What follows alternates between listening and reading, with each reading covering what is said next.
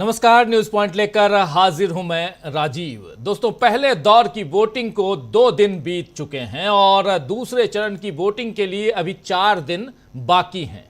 और इन 2 और 4 दिनों के बीच बीजेपी की हवाइयां उड़ती हुई दिख रही हैं, क्योंकि पहले चरण की वोटिंग के बाद से ही बीजेपी को एहसास होने लगा है कि उसकी कुर्सी अब हिल गई है। इन 2-4 दिनों के बीच ही इंडिया गठबंधन की एक और महारैली आज रांची में हो गई और इन 2-4 दिनों में ही मोदी को फिर से एक और स्क्रिप्टेड इंटरव्यू देने की जरूरत पड़ गई है। और इसके साथ ही इस बार मोदी ने अपनी बेचारगी दिखाने के लिए यह तक कह दिया कि देश के बड़े और ताकतवर लोग विदेशी ताकतों के साथ मिलकर उन्हें हराने की कोशिश कर रहे हैं।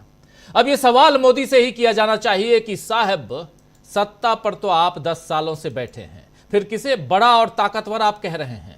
कौन बड़े और ताकतवर लोग जो हैं वो आपको विदेशी ताकत के साथ आपको हराने की कोशिश कर रहे हैं?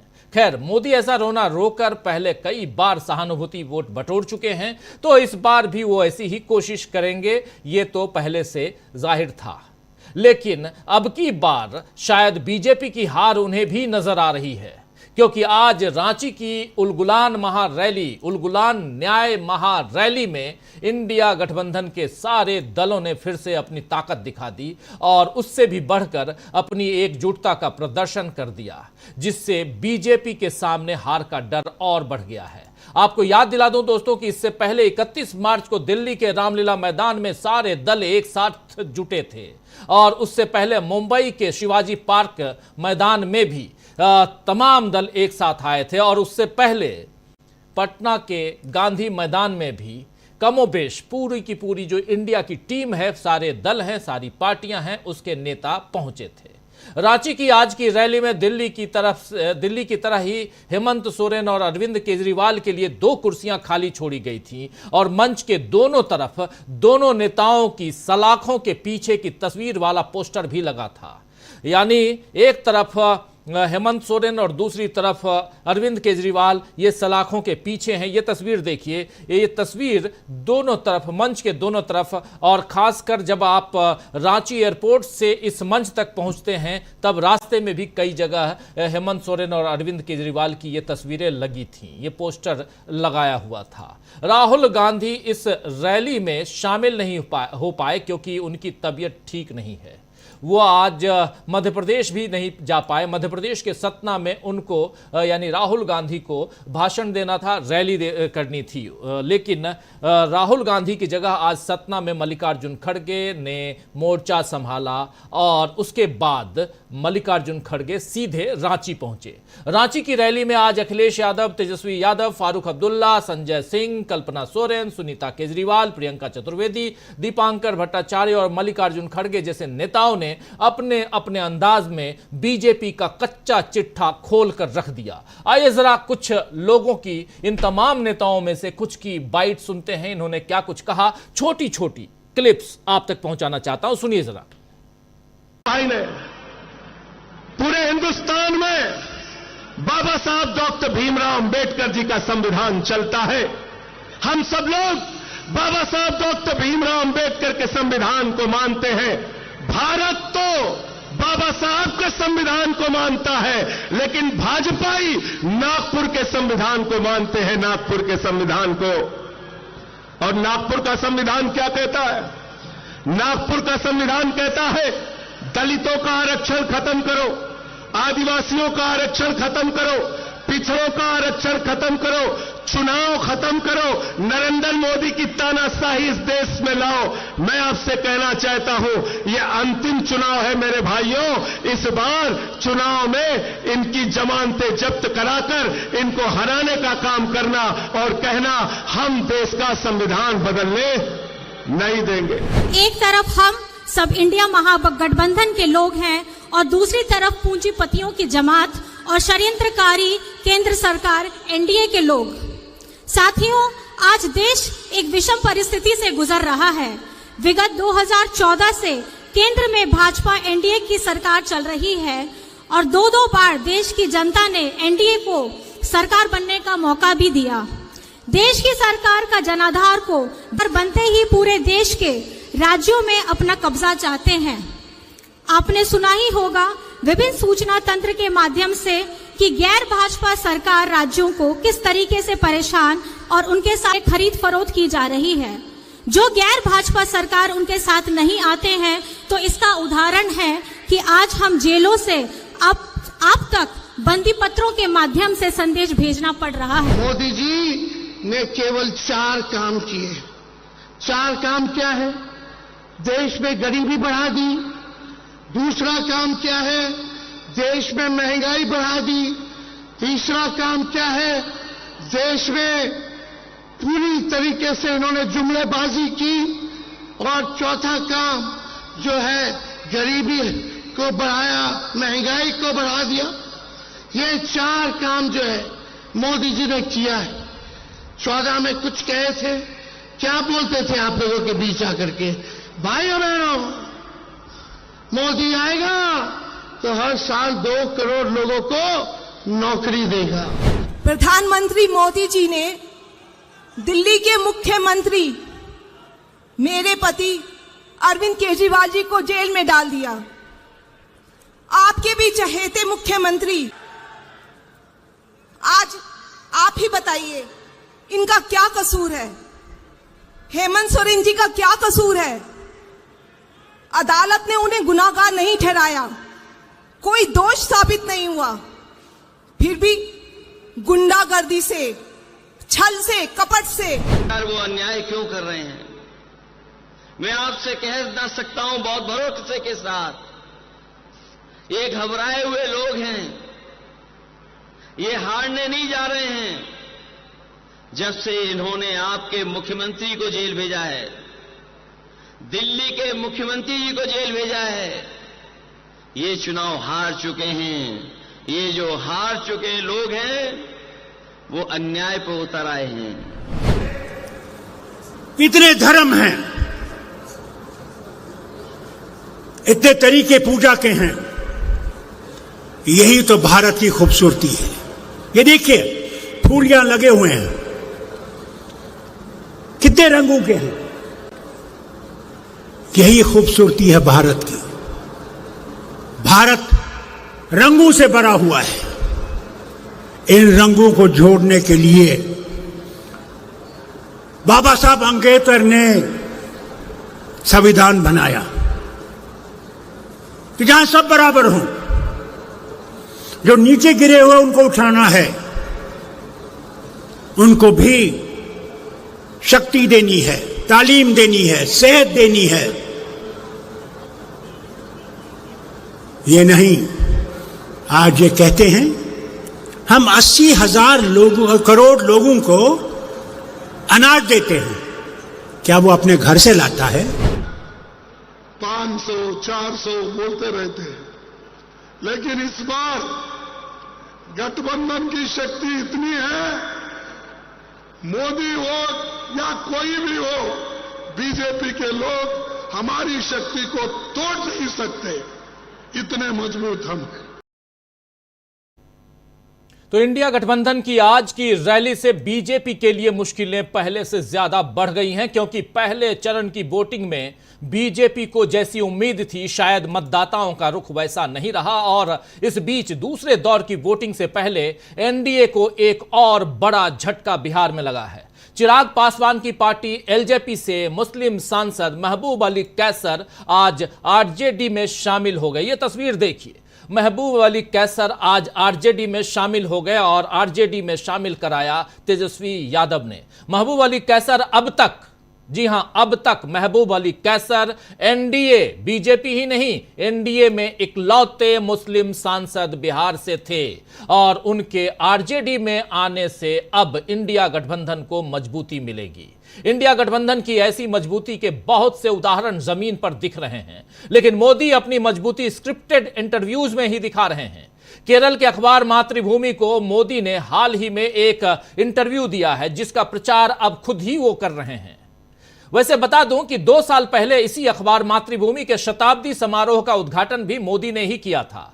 इस बार इंटरव्यू में नरेंद्र मोदी ने दावा किया है कि केरल एनडीए को जिताने जा रहा है। दावा सुनिए, केरल एनडीए को, एनडीए यानी कि जिसमें बीजेपी सबसे बड़ी पार्टी है और मोदी जी का दावा है अकेले बीजेपी 370 सीटें लेने जा रही है, और उसी बीजेपी को और उनके गठबंधन एनडीए को इस बार केरल जिताने जा रहा है, यह दावा है इस इंटरव्यू में, मातृभूमि अखबार के इंटरव्यू में नरेंद्र मोदी का। और इसी अखबार में उन्होंने कहा है कि विदेशी ताकतें और हिंदुस्तान के कुछ ताकतवर लोग विदेशी ताकतों के साथ मिलकर, और उसमें मीडिया के लोगों का जिक्र भी किया उन्होंने, ये मिलकर हमें हराना चाह रहे हैं, हराने की साजिश रच रहे हैं।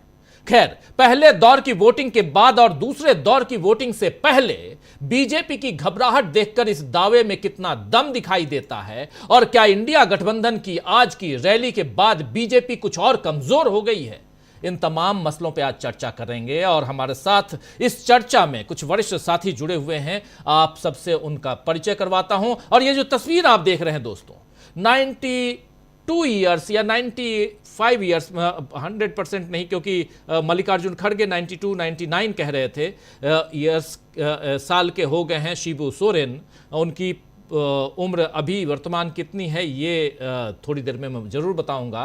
वो भी आज इस मंच पे मौजूद थे। इस मंच पे आप तमाम नेताओं को देख रहे हैं जो विपक्षी दलों का गठबंधन इंडिया है, और ये 2 और 4 दिनों के बीच 2 दिन बीत चुके पहले फेज के लिए, और चौथे दिन जो होने वाला है चुनाव सेकेंड फेज का, इन दोनों के बीच जो आज ये रैली हुई है, ये रैली क्या कुछ कहती है, इससे कितनी घबराहट बढ़ गई है बीजेपी में, कितनी मुश्किलें इस रैली ने बीजेपी की बढ़ा दी हैं, और पहले दौर के बाद ऐसे भी क्या कारण है कि नरेंद्र मोदी लगातार अब उस तरफ बात को लेके जा रहे हैं जहां जो विदेशी ताकतें हैं और इंडिया के ताकतवर लोग हैं, वो बीजेपी को, नरेंद्र मोदी को सत्ता से बाहर करना चाहते हैं। आखिर ऐसी बातें आ क्यों गई?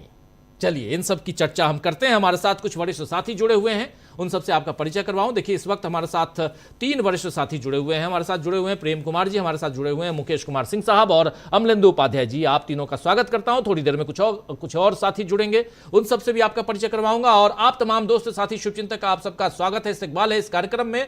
और सीधा आना चाहता हूं प्रेम कुमार जी आपके पास।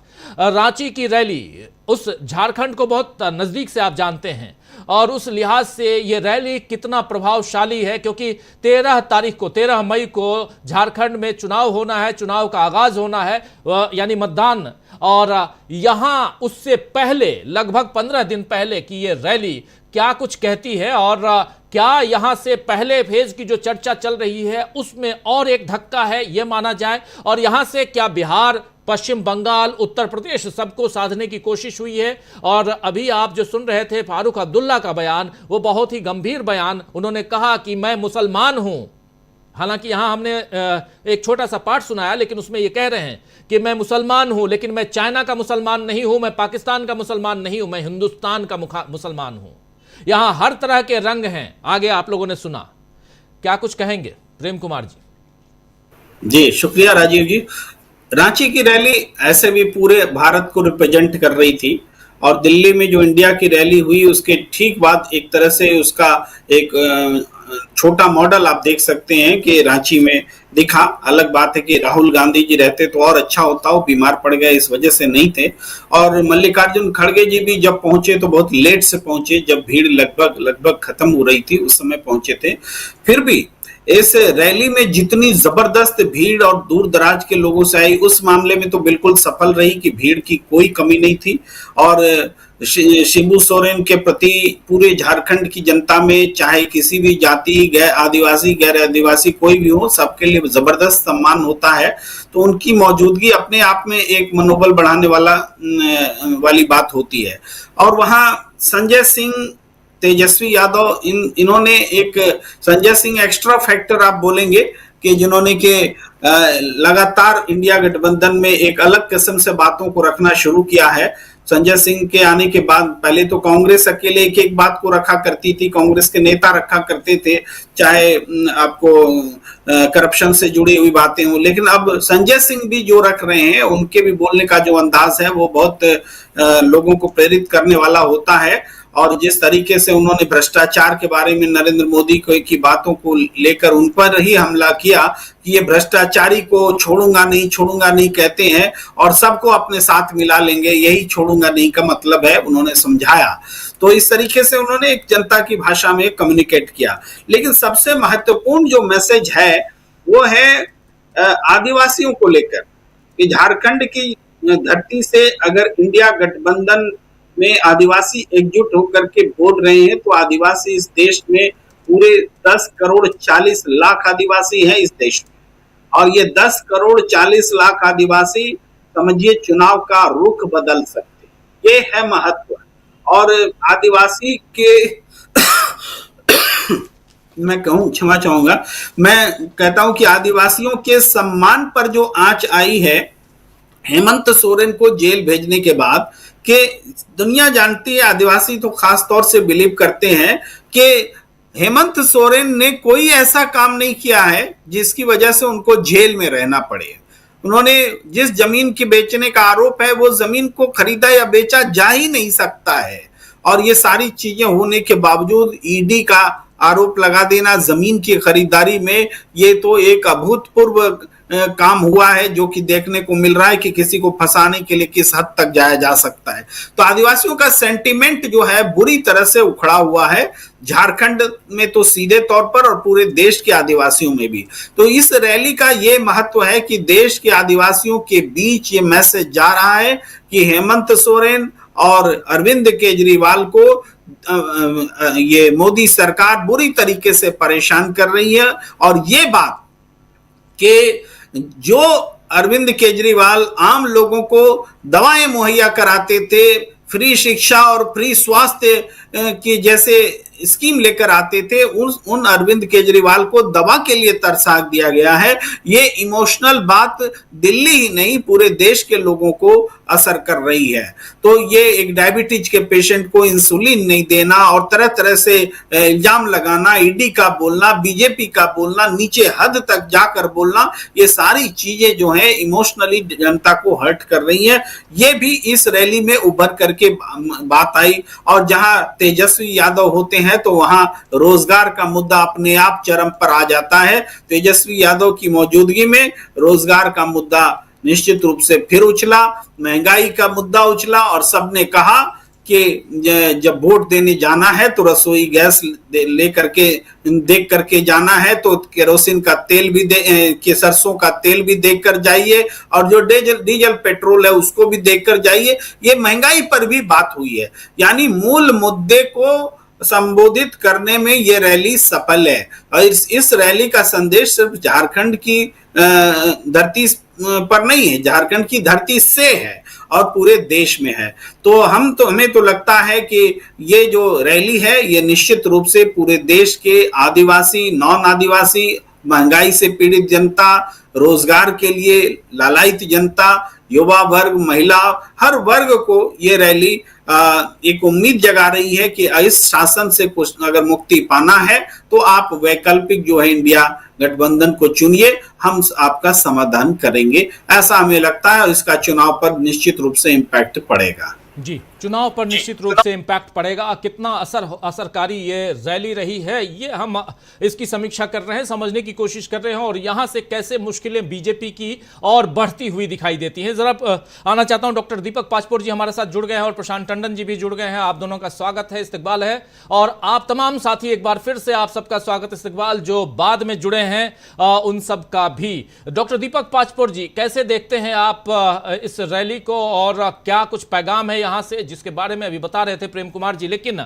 मुश्किलें किसकी बढ़ती हुई दिखाई दे रही हैं? क्या जो चुनौती, जो दावे प्रतिदावे हो रहे हैं इस चुनाव के दौरान, उन दावों पर कितना आज की रैली में जो भाषण है तमाम लोगों के, चाहे वो तेजस्वी यादव हो, अखिलेश यादव हैं, फारूक अब्दुल्ला हो, या मल्लिकार्जुन खड़गे, संजय सिंह, सुनीता केजरीवाल, इन तमाम, कल्पना सोरेन, इन तमाम लोगों के भाषणों को पर अगर गौर फरमाए तो आप साफ समझ में आता है कि बहुत एग्रेसिव मोड में ये सब थे और सीधी चुनौती। और सबसे बड़ी बात, एग्रेसिव यहां हो भी क्यों नहीं, क्योंकि मंच पे शिबू सोरेन थे और मंच के नीचे जो जनता थी वो उसका हुजूम बहुत बड़ा था। संख्या बहुत ज्यादा थी, 41 डिग्री 41 डिग्री तापमान, और उसमें दोपहर के वक्त 12 बजे से तैयारियां शुरू थी और 2 बजे से यह कार्यक्रम शुरू हो चुका था। उस लिहाज से भी देखा जाए तो कैसे देखते हैं आप?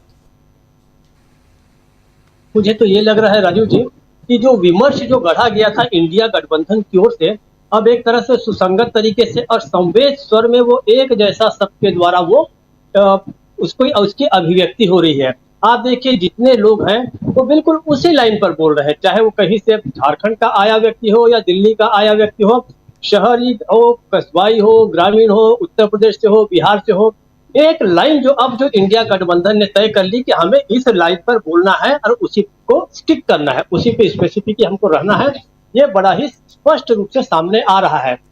इंडिया गठबंधन की जो यहाँ पर जो रैली हुई हेमंत सोरेन के समर्थन में, तो आप देखिए कि कितना मजेदार ये है कि एक तरफ सुदूर आदिवासी एरिया के नेता के लिए ये गठबंधन जो है उसने सभा की, तो वहीं दूसरी ओर दिल्ली भारत की राजधानी में बैठा हुआ जो वहां का जो मुख्यमंत्री है उसको तक, मतलब ये है कि आप दिल्ली से लेके सुदूर अंचल के लोगों तक को जोड़ रहे हैं। तो इस प्रकार से आज की जो रैली है उसने एक एक चीजों को पूरी तरीके से परत खोलकर रख दिया है भारतीय जनता पार्टी के कुशासन को।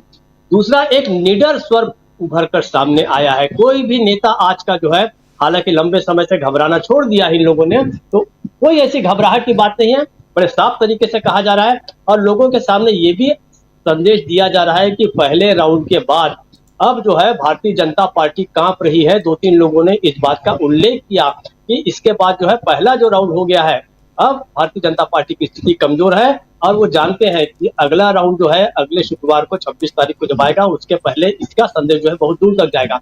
एक और बहुत महत्वपूर्ण भाषण जो हुआ है राजीव जी, वो प्रियंका गांधी का हुआ है छत्तीसगढ़ में। अद्भुत भाषण है वो। प्रियंका गांधी ने भी जो भूपेश बघेल के निर्वाचन क्षेत्र में जो भाषण दिया है उसको निश्चित रूप से देखा जाना चाहिए। उसने भी पूरी की पूरी बता दिया है कि किस प्रकार से आपने अपने अधिकार को खुद खोया है। अच्छी सरकारें जो काम कर रही थी उसको वोट देने के बदले आप जहां गए हैं, किस प्रकार से आप अपना लॉस कर रहे हैं। सारे के सारे एक वक्ता और लोगों को इशारा कर रहे हैं कि आप कितने बड़े खतरे में, आप मतलब सभी लोग, कि कितने बड़े खतरे के बीच खड़े हैं। संविधान खत्म होने जा रहा है, लोकतंत्र खत्म होने जा रहा है, ये बात बहुत ही मुखर तरीके से, बहुत लाउडली और बड़े स्पष्ट तरीके से बताई जा रही है।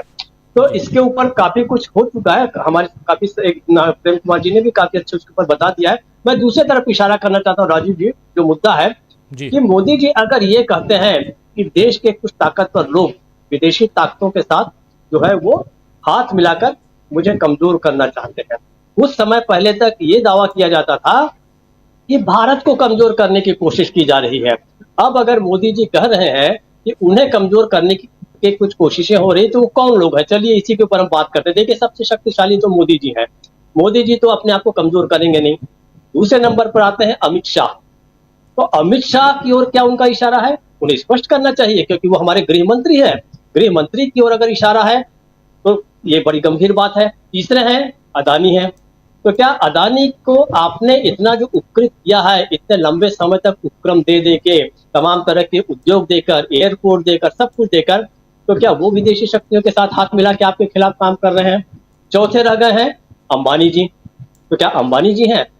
और सबसे महत्वपूर्ण बात, इसके बाद जो सबसे शक्तिशाली इस देश में जो व्यक्ति है वो है आरएसएस प्रमुख मोहन भागवत। मोदी जी को स्पष्ट करना चाहिए कि भारत के अंदर वो कौन सा व्यक्ति, क्योंकि हम खुद नहीं जानेंगे। प्रधानमंत्री का कमजोर होने का मतलब, उन्हें अस्थिर करने का मतलब है इस देश को अस्थिर करना। मोदी जी को स्पष्ट बात करनी चाहिए और उनके हाथ में तो सारी ताकत है। वो तो तमाम लोगों को ईडी और सीबीआई और आयकर के जरिए उठा रहे हैं। तो आपको उस विदेशी शक्ति के साथ कौन लोग जो है हाथ मिलाकर आपको स्थित कर रहे हैं, ये बताने का काम मोदी को करना चाहिए। वरना ये बात उसी तरह हो जाएगी कि वाकई में जब कोई खतरा होगा भारत के ऊपर तो उनकी बात पर कोई विश्वास नहीं करेगा। इस बात को बहुत गंभीरता से कहना चाहिए और ये कोई इस तरीके से आरोप लगा देने वाली बात नहीं है कि उन्हें अस्थिर किया जा रहा है या उनके खिलाफ कोई षड्यंत्र रचा जा रहा है। मुझे लगता है कि इस रैली से भी ये बड़ा बयान है। इस बयान के ऊपर निश्चित रूप से इसके ऊपर और बात होनी चाहिए। हम सब चाहते हैं कि मोदी जी सुरक्षित रहे, उनके खिलाफ कोई ऐसा षड्यंत्र न रचा जाए, और वो कौन सी विदेशी ताकत है। और दूसरी बात, आप तो ये कहते रहे कि आप विश्व गुरु हैं, आप युद्ध रुकवा देते हैं।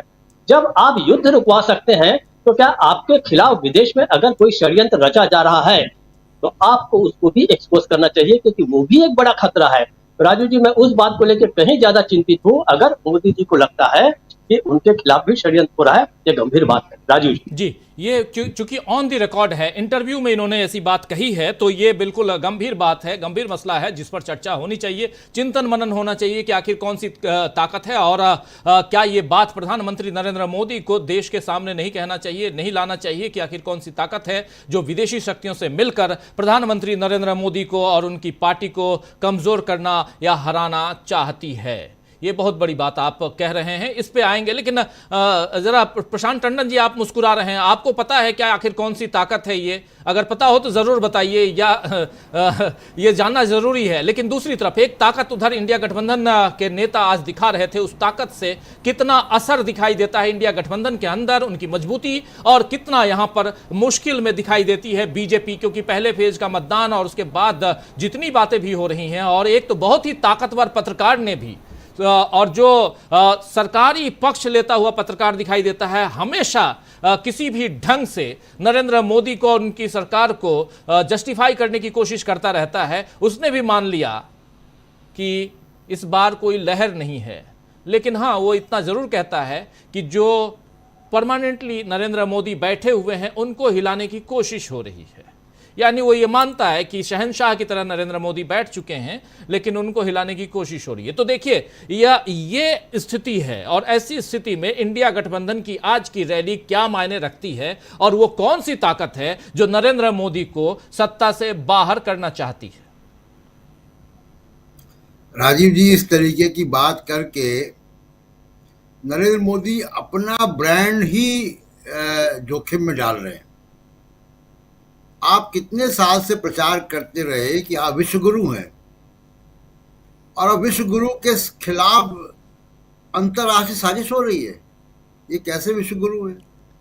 ये कैसे विश्वगुरु है कि ट्विटर और एक्स के जो मालिक हैं और टेस्ला के मालिक हैं, वो अपनी घोषित विजिट के बाद, इलेक्शन के बाद तक के लिए अपनी विजिट को टाल देते हैं अपनी तरफ से। तो ये जो विश्वगुरु का गुब्बारा है, इसमें दो बड़े छेद हुए हैं। एक एलन मस्क ने किया और एक खुद मोदी जी ने किया, कि अगर विश्वगुरु के खिलाफ ही साजिश विदेशों में हो रही है तो भी किस बात के विश्वगुरु। दूसरी बात राजीव जी ये है कि जो रांची में आज हुआ है बहुत महत्वपूर्ण है, उसमें दो एक बातें कर लेते हैं। पहली बात उसमें कि ये इंडिया गठबंधन की साझा चौथी बड़ी रैली है। पटना, मुंबई, दिल्ली के बाद रांची, और मेरे ख्याल से चुनाव घोषित होने के बाद दूसरी रैली है। एनडीए की अभी एक भी नहीं हो पाई है। और दूसरी महत्वपूर्ण बात इस रैली में रही शिबू सोरेन की मौजूदगी। शिबू सोरेन के आंदोलन से झारखंड का जन्म हुआ है जी। उनकी वहां पे फादर फिगर है वो झारखंड में, बहुत इज्जत है उनकी, गुरुजी कहते हैं उनको सब। और गुरुजी की मौजूदगी मंच पर 90 साल 90 प्लस की उम्र में, और जिस हालत में वो है, उनको लाया गया और वो आए, वो एक बहुत बड़ी अपील जो है पूरे झारखंड में, और केवल झारखंड में नहीं, पूरे आदिवासी समाज में, जिसमें कि 47 रिजर्व सीटें हैं, वो संदेश गया। दूसरा संदेश वहां से गया कि हेमंत सोरेन का जेल से मैसेज पढ़ा कल्पना सोरेन ने। तो ये कुछ बड़ी हाईलाइट है। और एक सबसे बड़ी हाईलाइट जो वहां की है, जिसने फेज 1 का जो चुनाव हुआ उसको कंसोलिडेट किया है दो चीजों ने। एक कांग्रेस के मैनिफेस्टो ने और विपक्षी पार्टियों के मैनिफेस्टो ने, और दूसरा सबसे बड़ा भारत के संविधान का इशू। संजय सिंह के आपने स्पीच सुनाई थी जी। मेरा आग्रह है कि अगर दोबारा सुना पाए तो बेहतर होगा, फिर मैं अपनी बात रखूं। जी बिल्कुल। जरा संजय सिंह के उस स्पीच को ले आइए जो हम लोग सबसे शुरुआत में सुना रहे थे, उसको जरा ले आइए। जी बिल्कुल, सुनते हैं। आईने पूरे हिंदुस्तान में बाबा साहब डॉक्टर भीमराव अंबेडकर जी का संविधान चलता है। हम सब लोग बाबा साहब डॉक्टर भीमराव अंबेडकर के संविधान को मानते हैं। भारत तो बाबा साहब के संविधान को मानता है, लेकिन भाजपाई नागपुर के संविधान को मानते हैं, नागपुर के संविधान को। और नागपुर का संविधान क्या कहता है? नागपुर का संविधान कहता है दलितों का आरक्षण खत्म करो, आदिवासियों का आरक्षण खत्म करो, पिछड़ों का आरक्षण खत्म करो, चुनाव खत्म करो, नरेंद्र मोदी की तानाशाही इस देश में लाओ। मैं आपसे कहना चाहता हूं, यह अंतिम चुनाव है मेरे भाइयों। इस बार चुनाव में इनकी जमानतें जब्त कराकर इनको हराने का काम करना और कहना हम देश का संविधान बदलने। तो ये सुन रहे थे आप प्रशांत जी, लेकिन एक बाइट, आपकी अनुमति से एक बाइट और प्रियंका गांधी का इसी मसले पे सुनाना चाहता हूं, जो वो आज छत्तीसगढ़ के में राजनांदगांव में जहां से भूपेश बघेल चुनाव लड़ रहे हैं वहां बोल रही थी। जरा ये भी सुन लीजिए प्रियंका गांधी, फिर अपनी बात रखिए, सुनिए। इनके नेता देश भर में घूम घूम के कह रहे हैं कि हमें 400 सीट दो, हमें फिर से 5 साल दो, हम संविधान को बदल डालेंगे। क्या मतलब है इसका? कभी सोचा है मेरी बहनों कि आपको समान अधिकार कौन देता है? कोई नेता नहीं देता बहनों, संविधान देता है। आदिवासियों को जल, जंगल, जमीन पर अधिकार कौन देता है? कोई नेता नहीं देता भाइयों और बहनों, संविधान देता है। किसानों को वोट का अधिकार कौन देता है? कोई नेता नहीं देता बहनों और भाइयों, संविधान देता है। और यही संविधान है जिसके लिए इस देश के महापुरुष शहीद हुए। यही संविधान है जिसको बनाने के लिए आपके पूर्वजों ने खून और पसीना बहाया, इस जमीन को सींचा अपने खून से, इस देश को आजादी दी अपने खून से। उस संविधान को बदलेंगे? क्या जरूरत है उसे बदलने की? कभी सोचा है? क्योंकि ये प्रधानमंत्री सिर्फ सत्ता चाहते हैं। ये चाहते हैं कि पब्लिक का अधिकार, कि जनता का अधिकार कमजोर हो। ये चाहते हैं कि आपकी भागीदारी इस देश के लोकतंत्र में कमजोर हो जाए। ये चाहते हैं कि आज जो आरक्षण मिल रहे हैं ये कमजोर हो जाए। ये चाहते हैं कि दलितों, पिछड़ों, आदिवासियों को बचाने के लिए जो कानून इस देश में लागू हैं वो कमजोर हो जाएं। तो ये छत्तीसगढ़ में आज प्रियंका गांधी थी, जहां ये भी संविधान बचाओ और संविधान क्यों बचाना जरूरी है ये बात कह रही थी। और अभी आपने सुना संजय सिंह भी इसी मसले पे अपनी बात रख रहे थे। जी प्रशांत टंडन जी, यही मुख्य बात है राजीव जी। फर्स्ट फेज में इस बात की गवाही मिल गई। और अब हम जो बात कर रहे हैं जितना देश भर में भारत के संविधान को लेकर, खासकर आरक्षण को खत्म करने के मामले को लेकर संविधान के, ये मुद्दा एकदम नीचे तक चला गया है। इसकी गर्मी मोदी और अमित शाह दोनों महसूस कर रहे हैं। यहां तक कह रहे हैं कि सेकुलर शब्द भी नहीं बदलेंगे। सोचिए, बीजेपी, अमित शाह, आरएसएस यहां तक आ गए कि संविधान में हम सेकुलर शब्द भी नहीं बदलेंगे। तो आरक्षण को खत्म करने की बात, तो दोनों तरीके का आरक्षण, संसदीय और विधानसभा की सीटों का आरक्षण और नौकरियों का आरक्षण, इन दोनों आरक्षण को लेकर संदेश बहुत नीचे तक चला गया है। एकदम बीजेपी को बहुत परेशानी है। बड़ी स्ट्रांग सीट अलवर जैसी, वहां तक ये मैसेज है, सब जगह मैसेज है इस बात को लेकर। और अगले चरणों में भी संविधान सबसे बड़ा मुद्दा रहेगा। एक बहुत इंपॉर्टेंट बात, इस देश में अलग अलग मुद्दों पे चुनाव हुए हैं। बोफोर्स पे चुनाव हुआ है, इंडिया शाइनिंग पे चुनाव हुआ है, तमाम पुलवामा पे और बालाकोट पे चुनाव हुआ है। एक बार और चुनाव संविधान पे हुआ था, 1977 का चुनाव। 1977 के चुनाव के बाद ये पहला चुनाव है जो जिसमें मुद्दा संविधान बन गया है। 1977 के चुनाव में जब संविधान मुद्दा बना था तो उसका रिजल्ट हम जानते हैं क्या है। 24 में भी क्या वो संभावना है, ये हम देखेंगे। तो संविधान को लेकर बहुत बड़ा मुद्दा है। कांग्रेस के मैनिफेस्टो को लेकर या विपक्षी पार्टियों के मैनिफेस्टो को लेकर बहुत बड़ा मुद्दा है। मोदी साहब का जो कम्युनिकेशन है वो इसको बीट नहीं कर पा रहा है। इतना पिछड़ रहा है राजीव जी कि एक विज्ञापन आया, पापा वॉर रुकवा दी, आपने देखा होगा शायद वीडियो। जी मोदी जी ने वॉर उस वीडियो के मीम्स इतने बन गए, इतने उसके मखौल उड़ गया पूरे सोशल मीडिया में कि वो ज्यादा पॉपुलर हैं, उस पर बने चुटकुले ज्यादा पॉपुलर हैं बजाय कि ओरिजिनल वीडियो के। तो बीजेपी का कम्युनिकेशन कहीं बिल्कुल गड़बड़ाया हुआ है। इसीलिए क्योंकि मोदी साहब अगर विदेशी ताकतों की बात कर रहे हैं और फिर आप विश्वगुरु की बात भी कर रहे हैं, इसका मतलब है कि कोई बहुत बढ़िया दिमाग वहां पे कम्युनिकेशन के नहीं लगे हुए हैं कि दो परस्पर विरोधी बातें जो है मोदी साहब के बारे में प्रचारित की जा रही है। तो संविधान बड़ा मुद्दा है। आखिरी बार संविधान पे वोट जनता ने किया था 1977 में, अब संविधान पे दोबारा मुद्दा बन गया है। 77 का चुनाव हम जानते हैं। दूसरी बार राजीव जाएंगे तो इंडिया गठबंधन के बारे में एक बड़ी खबर देंगे। जी, इंडिया गठबंधन के बारे में बड़ी खबर आप देंगे। उससे पहले उधर तेजस्वी यादव सलाह दे रहे हैं अमित शाह को कि बिहार आइए और सत्तू पीजिए, दिमाग ठंडा रहेगा।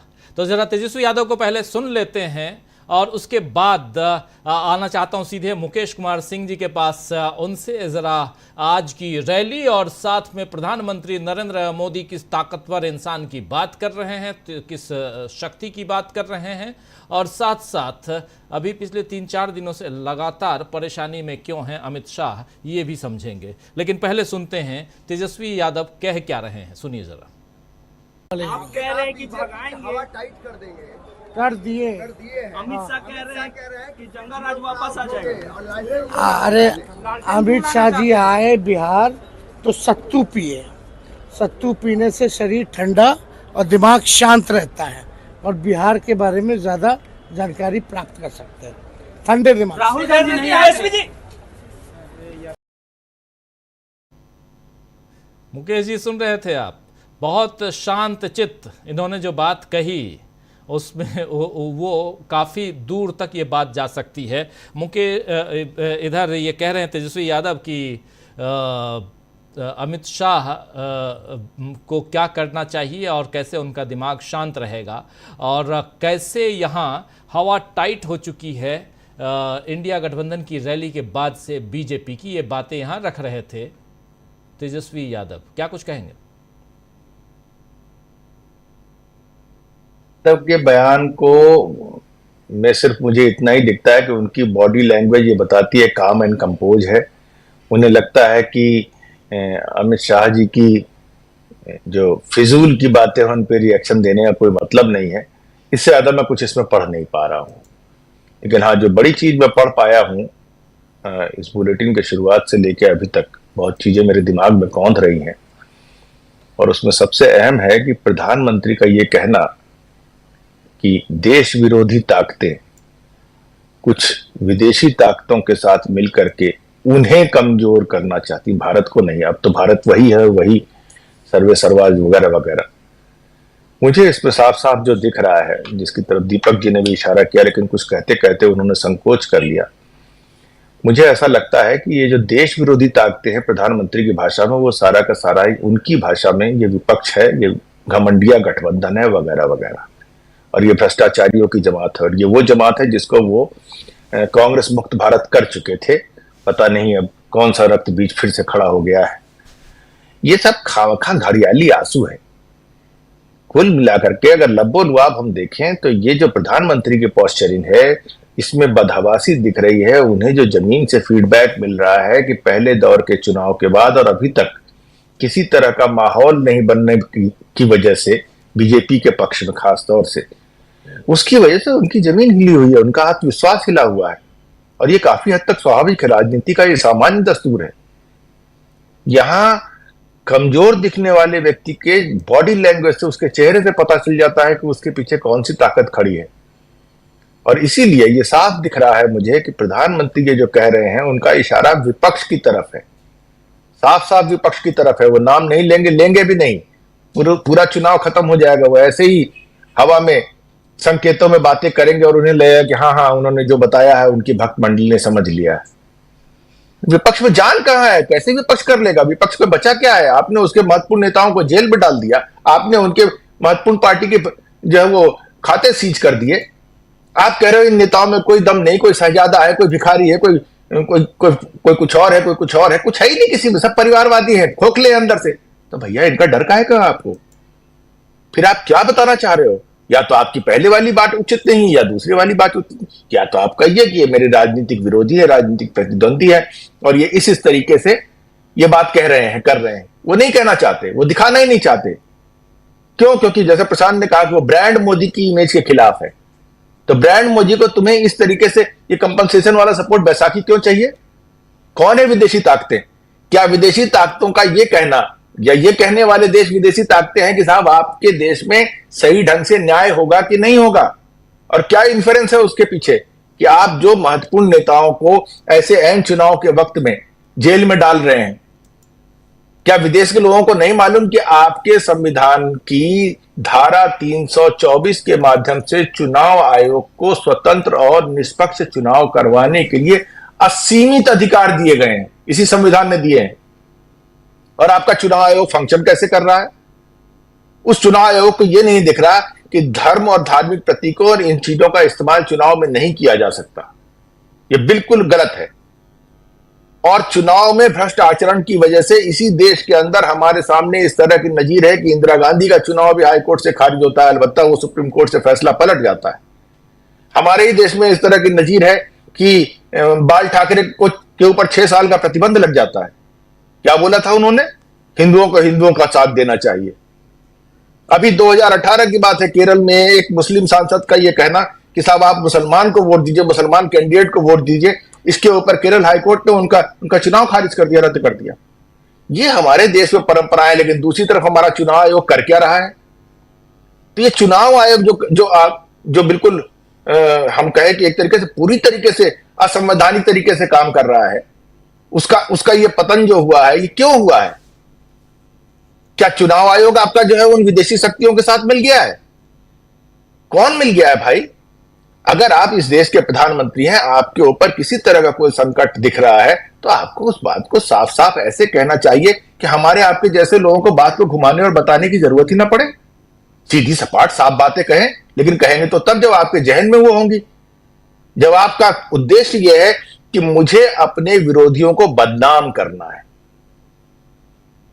आपके पास अपने 10 साल, बेशकीमती 10 साल, ऐसे 10 साल जिसमें आपने चमत्कारी काम किया, उसकी चीजों को गिनाने का मौका नहीं है। लेकिन आपके पास इस चीज का मौका है कि हाँ साहब हमारे विरोधी हमारा नुकसान कर रहे हैं। अरे कैसे भाई? उन विरोधियों में जान कहां छोड़ी तुमने? और कौन सी जान छोड़ी है? आप खुद सोच के देखिए, ये कौन सा चुनाव करने और कराने का तरीका है? क्या मुझे बहुत अच्छी लगी उन विद्वानों की बातें। फॉर्मर चीफ इलेक्शन कमिश्नर ने कहा कि भाई क्या हम इन नेताओं की गिरफ्तारी को 2 महीने के लिए डेफर नहीं कर सकते थे? क्या ये आतंकवादी है कि छूट के निकल के भाग जाएंगे? क्या चुनाव आयोग को यह नहीं देखना चाहिए था? क्या चुनाव आयोग को यह नहीं देखना चाहिए था कि जब सुप्रीम कोर्ट ने यह कह दिया कि इलेक्टोरल बॉन्ड अनकॉन्स्टिट्यूशनल है, तो उस अनकॉन्स्टिट्यूशनल इलेक्टोरल बॉन्ड से जो पैसा राजनीतिक दलों के पास पहुंचा है, क्या वो पैसा वाजिब है? क्या वो प्रोसीड ऑफ क्राइम नहीं है? कोई कार्रवाई नहीं होती है। अगर सुप्रीम कोर्ट ने नहीं की, चुनाव आयोग के पास इस बात का पूरा अधिकार था कि वो खुद अपनी तरफ से कार्रवाई इनिशिएट करने की बात करता। लेकिन करता तो तब जब उसकी कोई रीढ़ होती, उसके पास कोई जमीर होता, उसके पास कोई ऐसा विवेक होता। वहां तो कोई आदमी, किसी ने अगर अकल की बात की, अशोक लवासा जैसे व्यक्ति ने सिर्फ और सिर्फ इतना कहा था कि 2019 में मोदी जी ने कई बार आदर्श चुनाव संहिता का उल्लंघन किया है, और उस आदमी को आपने कंपेल कर दिया कि भैया तुम इस्तीफा देके घर चले जाओ, नहीं तो हम तुम्हारी जान नहीं छोड़ेंगे, तुम्हारे दोस्त यार, नातेदार, रिश्तेदार, बीवी बच्चे सबको लूट पीट के, मार पीट के खत्म कर देंगे। उस तरह के हालात में वो चला गया। क्यों गए अभी गोयल साहब? इनको क्यों, अरुण गोयल को क्यों इस्तीफा देना पड़ा? ये कोई छोटी मोटी बातें नहीं, ये सब बातें मिलजुल के बता रही हैं कि अगर विदेश की कोई ताकतें भारत के लोकतंत्र के जो पतनशील दशा है इसके प्रति अपनी चिंता जाहिर कर रहे हैं, तो क्या गलत कर रहे हैं? और कहां से संजय सिंह ये गलत बोले? और हम लोग भी इस मंच पे कई बार कह चुके हैं, हम लोगों की जितनी भी राजनीतिक चेतना है, जितनी भी राजनीतिक समझ है, हम लोग ये महसूस करते हैं ये चुनाव मौजूदा संविधान के तहत होने वाला आखिरी चुनाव है। अगर इस देश के चुनाव को जनता वर्सेस सत्ता की तरह से नहीं हैंडल किया गया तो विपक्ष तो कहीं है ही नहीं। विपक्ष में वो ताकत कहां है? और खुद प्रधानमंत्री जी इस बात को इंडोर्स कर रहे हैं, तो फिर लड़ कौन रहा है चुनाव? मजे की बात यह है कि आपने देखी कि पहले जिस तरह का भी, आज की तारीख पे हम सब लोगों को जिस तरीके का भी अंडर करंट फील हो रहा है, महसूस हो रहा है, यहां तक कि उनके जो समर्थक चहेते लोग हैं उनको भी तो कोई अंडर करंट नहीं दिख रहा। तो क्या है भाई? इसका मतलब यह है कि आपके पैर के नीचे से जमीन खिसक गई है, और जिस तरह की बात आप कह रहे हैं उन बातों के पीछे सिवाय बदहवासी के और कुछ भी नहीं है। मुझे साफ साफ ये दिखता है। राजीव जी जी बिल्कुल, एक बदहवासी दिखती है, और वो बदहवासी जो है वो जमीन खिसकने की है। और आखिर ऐसा क्यों हो रहा है? क्या संविधान बदलने वाली बात जो है वो घर घर तक पहुंच गई है? और बहुत ही गंभीर बात है, क्योंकि ये विपक्षी दलों के द्वारा क्रिएट किया गया कोई नैरेटिव नहीं है, कोई मुद्दा नहीं है। ये मुद्दा सत्तारूढ़ दल के तमाम कई ऐसे नेता ऑन कैमरा, ऑन रिकॉर्ड बोलकर बता चुके हैं कि 400 पार, यानी 400 से ज्यादा सीटें क्यों चाहिए, क्योंकि उन्हें संविधान बदलना है। और संविधान अगर बदलना है तो आरक्षण एक बहुत बड़ा मुद्दा है। उस आरक्षण की तरफ भी ध्यान जाता है, जिसकी तरफ आज संजय सिंह ध्यान दिला रहे थे, और कई नेता जो हैं विपक्षी दलों के वो ध्यान दिलाते हैं। आप याद कीजिए 2014 का चुनाव, जिसमें मोहन भागवत ने कहा था कि आरक्षण जो है इसको खत्म कर देना चाहिए, और इसके बाद फिर बिहार के चुनाव के समय भी आरक्षण खत्म करने का मसला सामने आया था। और अब संविधान को ही खत्म करना, यानी अपने हिसाब से संविधान बनाना, और उसके बाद आप किसको उसका फायदा देंगे? एक तरफ राहुल गांधी विपक्षी दल साफ साफ कहते हैं कि हम आने वाले समय में जाति आधारित जनगणना करवाएंगे, ताकि जिसको जो उसका लाभ मिलना चाहिए सरकारी सुविधाओं का, वो लाभ मिल पाए, चाहे वो नौकरी में लाभ हो या बाकी। इसके अलावा महिलाओं के आरक्षण की बात हमेशा आती है, और इस मसले पे प्रधानमंत्री नरेंद्र मोदी स्पेशल संसद लगवाते हैं और महिलाओं के आरक्षण को वहां पारित करवाते हैं। लेकिन आज तक क्या हुआ? चुनाव के समय क्या हो रहा है? क्या बीजेपी अपनी जो सीटों का बंटवारा हुआ है उसमें उस हिसाब से टिकट बांटी है? सवाल उठता है। तो बहुत सारे सवाल हैं, इन सवालों का जवाब, लेकिन कुल मिलाकर संविधान पे आकर हम अटक जाते हैं, जिसकी बात अभी मुकेश कुमार सिंह साहब कह रहे थे। जल्दी से अमलेंदु उपाध्याय जी, आपकी टिप्पणी इस पे। देखिए राजीव जी, संविधान तो एक मुद्दा बन चुका है, और ये बड़ा मुद्दा बन चुका है। भारतीय जनता पार्टी भी इसको अच्छी तरीके से समझ रही है कि संविधान एक बड़ा मुद्दा बन गया है। प्रधानमंत्री को बार बार सफाई देनी पड़ रही है, और सबसे बड़ी बात राजीव जी ये कि प्रधानमंत्री कह रहे हैं कि बहुत सी विदेशी ताकतें उनको कमजोर करने की कोशिश कर रही है देशी ताकतों के साथ मिलकर के।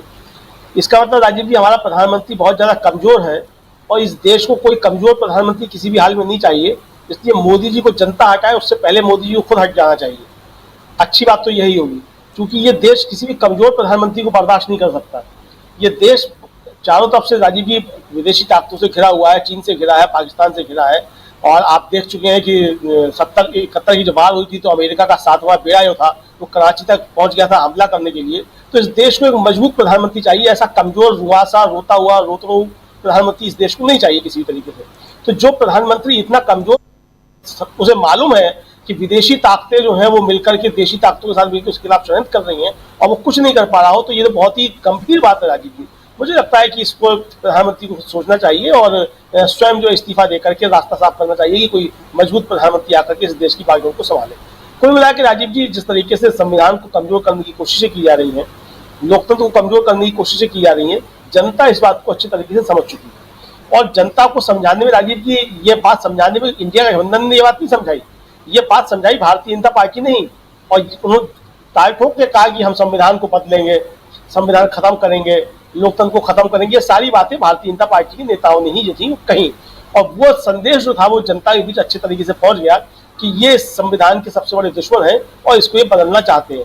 उसी का खमियाजा भारतीय जनता पार्टी को आज भुगतना पड़ रहा है। पहले चरण के जो सूचनाएं आ रही है राजीव जी, वो सूचनाएं बताती हैं कि भारतीय जनता पार्टी को बहुत जबरदस्त झटका लगा है और उसकी भरपाई उसके आगे आने वाले 6 चरणों में नहीं हो सकती है, ऐसा समझा जा रहा है। तो कुल मिलाकर की जो परिस्थितियां बन रही हैं, और आज जो इंडिया गठबंधन की रैली हुई है झारखंड में रांची में, वहां जिस तरीके से राजीव जो संदेश दिए गए, तो वो सारे संदेश जो है वो यही बताते हैं कि किस तरीके से इंडिया गठबंधन मुद्दों के आधार पर चुनाव में जा रहा है और वो मुद्दे जनता समझ रही है। इंडिया गठबंधन ने जो मुद्दे उठाए हैं वो मुद्दे इंडिया गठबंधन के अपने मुद्दे तो हैं ही, लेकिन वो मुद्दे जनता के हैं और जनता उन मुद्दों से अपने को कनेक्ट कर रही है। सबसे बड़ी बात राजीव जी है, और यही भारतीय जनता पार्टी की परेशानी का कुल मिलाकर के सबब है कि जनता इंडिया गठबंधन के मुद्दों से खुद को कनेक्ट कर रही है और भारतीय जनता पार्टी से सवाल पूछ रही है। आज भारतीय जनता पार्टी महंगाई की बात नहीं कर रही है। भाई 2014 में तो आए थे कि आपकी बहुत ही क्या महंगाई की मार, आपकी बार मोदी सरकार। आप रोजगार की बात नहीं कर रहे हैं, आप तो रोजगार की वादा करके आए थे 2 करोड़ रोजगार देंगे। आप गरीबी की बात नहीं कर रहे हैं, जब आप तो आए थे गरीबी मिटाने की आप बात करके आए थे।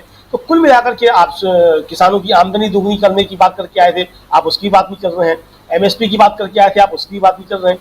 तो 10 साल में चूंकि आपने कुछ किया नहीं है और 10 साल में आपने अपने पूंजीपति मित्रों की ही जो एक तरीके से आमदनी बढ़वाने का काम किया है, तो ये सारे संकट भारतीय जनता पार्टी के सामने आ रहे हैं। दूसरा राजीव जी, लोग थोड़ा भूल जाते हैं, लेकिन मुझे लगता है कि वो मुद्दे फिर सामने आ रहे हैं कि कोरोना काल में जिस तरीके से मिसमैनेजमेंट हुआ है और मोदी सरकार जिस तरीके से उसने इसको निपटने की कोशिश की, ताली थाली बजवाने की जिस तरीके से कोशिश की, उससे कोरोना जो था वो किस तरीके से बिगड़ा। इलेक्टोरल बॉन्ड का मामला खुलने के बाद ये बातें सामने आ गई कि उन दवा कंपनियों से भी चंदा लिया गया और भरपूर चंदा लिया गया जिनकी दवाई जो थी वो टेस्ट में फेल हो गई थी। इसका मतलब कि देश की बड़ी आबादी के साथ आपने बहुत बड़ा छल किया और हो सकता है ये बहुत सी जानें इसलिए गई हो क्योंकि उन दवा कंपनियों की दवाएं ली गई हो, लोगों के पास पहुंची हो। तो कुल मिलाकर के देश की जनता की जान के साथ खिलवाड़ जो है, ये भी संदेश राजीव जी अब जनता के बीच जा रहा है कि सरकार ने किस तरीके से जनता की जान के साथ खिलवाड़ करने का काम किया। जी राजीव जी बिल्कुल बिल्कुल। चुनाव आयोग का जिक्र कर रहे थे मुकेश कुमार जी, और चुनाव आयोग को आज एक चैलेंज दिया है, चुनौती पेश कर दी है, और खासकर उद्धव ठाकरे ने actually theme song Shiv Sena Uddhav गुट का एक थीम सॉन्ग है इस चुनाव पे, और उसमें उन्होंने जय भवानी कहा है। भवानी शब्द पर ऐतराज जताया है चुनाव आयोग ने, और चुनाव आयोग ने कहा है कि इसको आप हटाइए।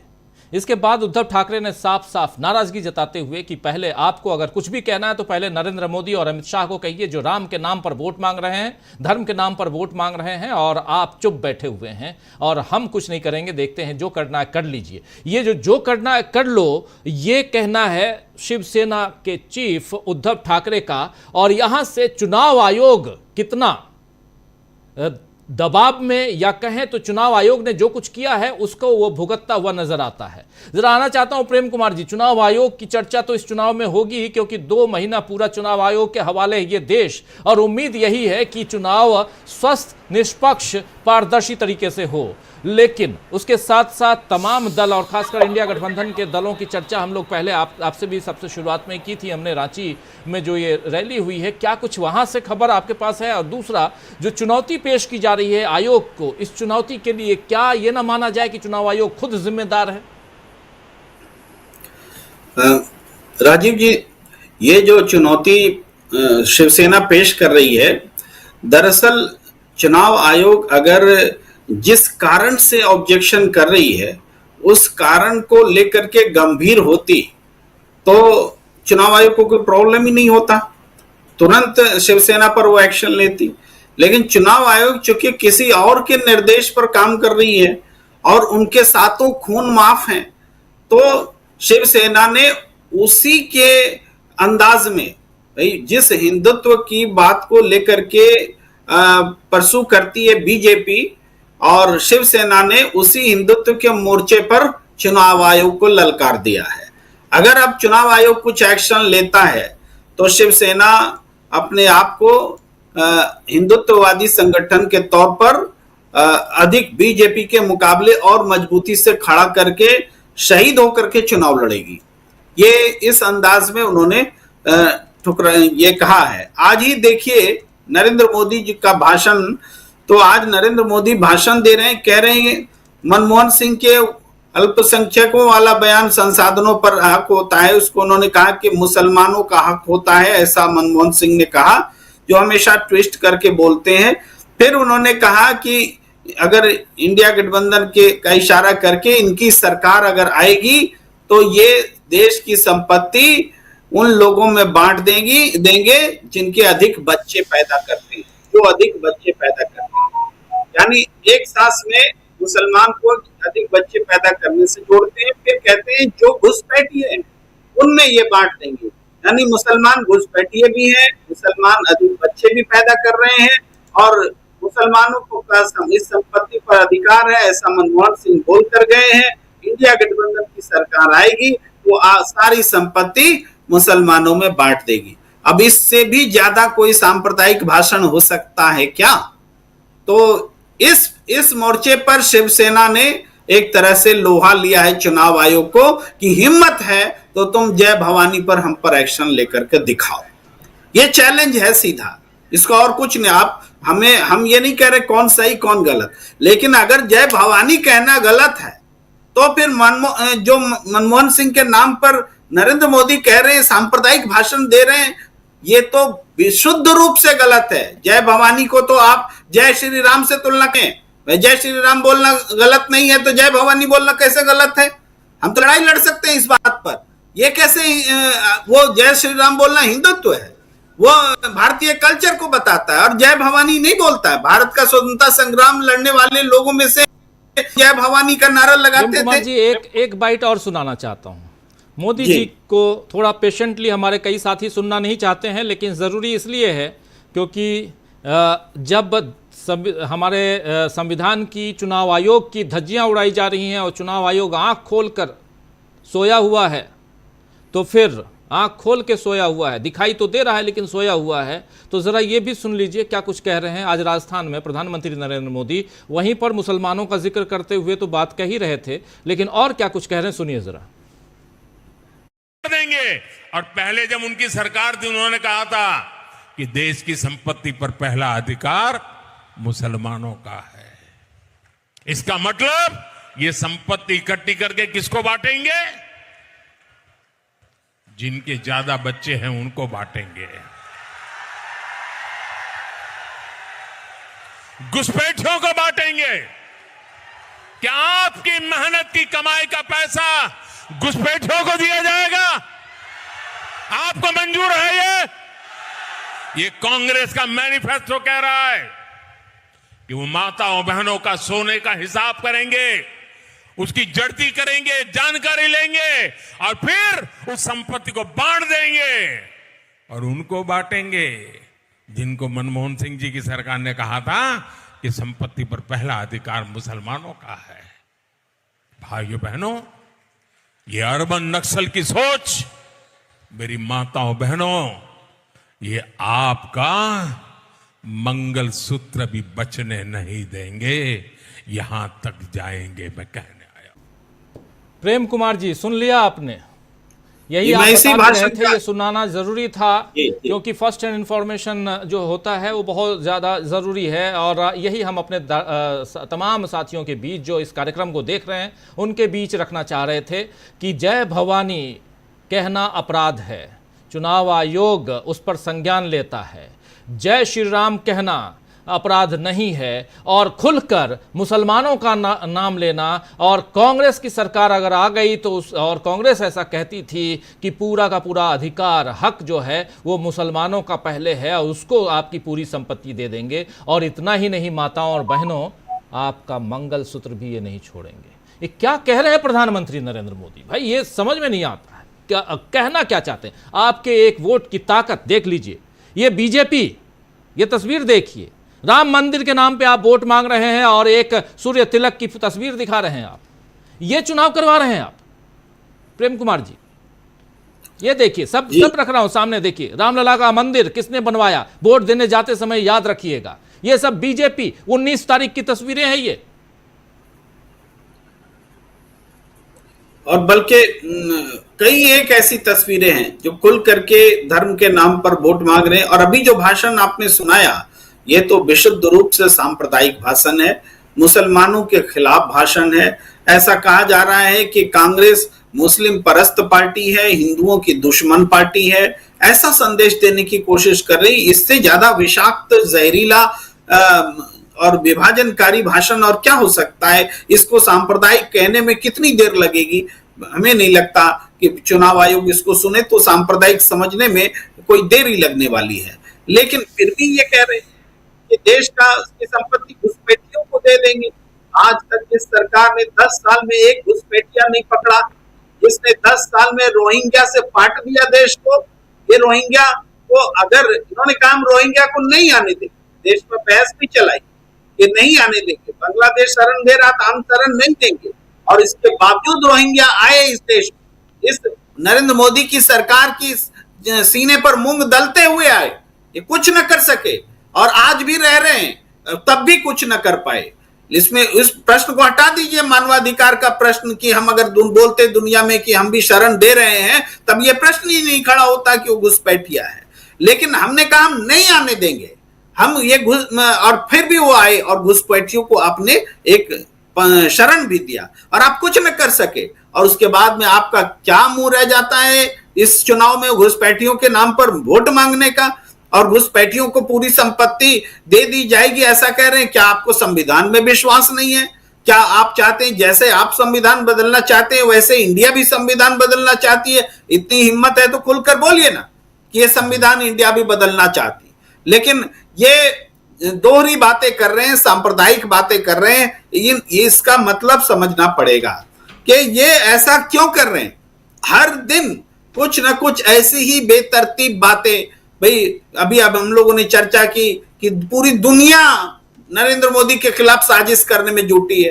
अरे पूरी दुनिया अभी विश्व गुरु बनाने में जुटी हुई थी, अब पूरी दुनिया इनके खिलाफ साजिश। जब चुनाव आता है तो पूरी दुनिया इनको हटाने की साजिश करने लग जाती है, जब चुनाव खत्म हो जाता है तो पूरी दुनिया इनकी जय जयकार करने लग जाती है।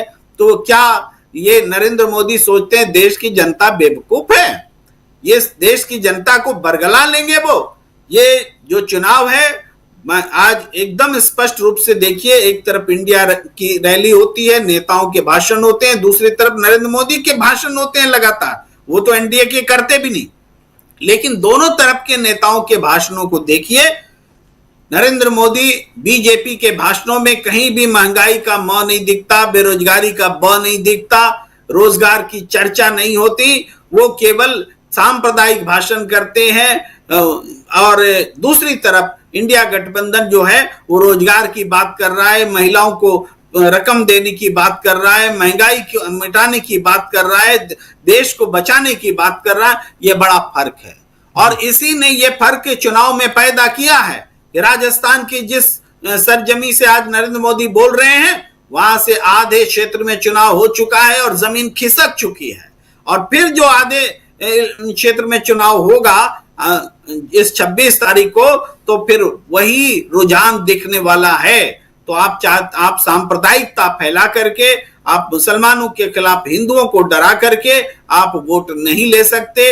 ये जनता का विवेक है। हमें लगता है कि जनता का विवेक आज भी जिंदा है और वो सही फैसला लेगी। लेकिन चुनाव आयोग का विवेक मर चुका है, चुनाव आयोग का विवेक कहीं गिरवी है और इसी वजह से वो फैसले नहीं ले पा रहा है। और इसी वजह से शिवसेना ने चैलेंज किया है, हाँ हम जय भवानी बोलेंगे, तुम्हें जो करना हो कर लो। जी राजीव जी जी जी बिल्कुल बिल्कुल।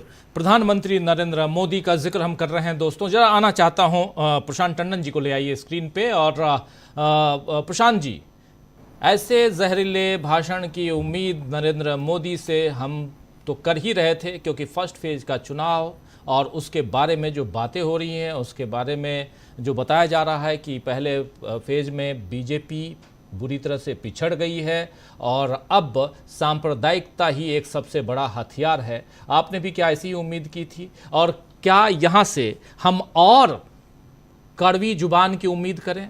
क्योंकि ये जो बात है अभी तक 2014 से लेकर 2019 तक के और कई विधानसभा चुनावों में नरेंद्र मोदी के भाषण हमने सुने, लेकिन इतना जहरीला भाषण आज तक नहीं सुना था।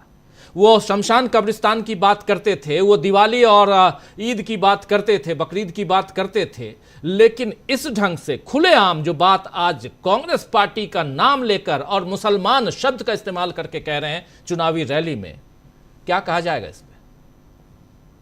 देखिए राजीव जी, आप ही के प्रोग्राम में मैंने कहा था पहले चरण के मतदान के वक्त ही कि जो फीडबैक आया है, सबसे प्रमाणिक जो एग्जिट पोल होगा वो पहले चरण के मतदान के बाद मोदी के भाषण होंगे। और यही साबित हो रहा है कि इससे ज्यादा प्रमाणिक एग्जिट पोल क्या होगा।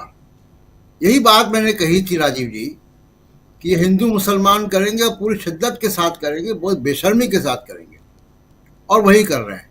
दूसरा इनका मकसद क्या है? दूसरा मकसद ये है कि अब इसका स्टेज 2 बता देता हूं आपको। मोदी के इस भाषण को लेकर राहुल गांधी, तेजस्वी यादव, प्रियंका गांधी, मल्लिकार्जुन खड़गे, उद्धव ठाकरे, जहां जहां विपक्षी नेता मिलेंगे उनके सामने इनका समर्थक मीडिया माइक मुंह पे लाएगा और ये सवाल पूछेगा। मोदी चाह रहे हैं कि विपक्ष और इंडिया गठबंधन उनके पिच पे आकर आ जाए, उनको विकास के मुद्दों पे, जनता के मुद्दों पे, रोजगार के मुद्दों पे, महंगाई के मुद्दों पे चुनाव लड़ना असहज हो रहा है। संविधान के मुद्दे पर चुनाव लड़ना असहज हो रहा है, पसीने छूट रहे हैं। पहले फेज ने उनको एक अलार्म बेल बजा दी है, तो इसके पूरे प्रोग्राम के इस भाषण पे कांग्रेस की प्रतिक्रिया आ गई है। पवन खेड़ा ने इसी भाषण पर प्रधानमंत्री नरेंद्र मोदी के इस भाषण पे, जिसमें उन्होंने कहा है कि कांग्रेस ने अपने मैनिफेस्टो में ऐसा लिखा है, जरा सुन लेते हैं क्या कुछ, क्योंकि अभी आप प्रधानमंत्री नरेंद्र मोदी का भाषण सुन रहे थे, इस पर कांग्रेस की तरफ से पवन खेड़ा की प्रतिक्रिया आई है, जरा वो सुन लेते हैं। देश के प्रधानमंत्री ने आज फिर झूठ बोला। एक चुनाव जीतने के लिए आप झूठ पे झूठ परोसते चले जाओगे जनता को।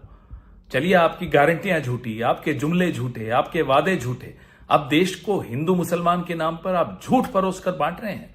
कांग्रेस के मैनिफेस्टो में कहीं भी, मैं ये चुनौती करता हूं प्रधानमंत्री को, कहीं मुसलमान या हिंदू कोई इस तरह का शब्द हो तो हमें बताएं और ये चुनौती स्वीकार करें, नहीं तो झूठ बोलना बंद करें।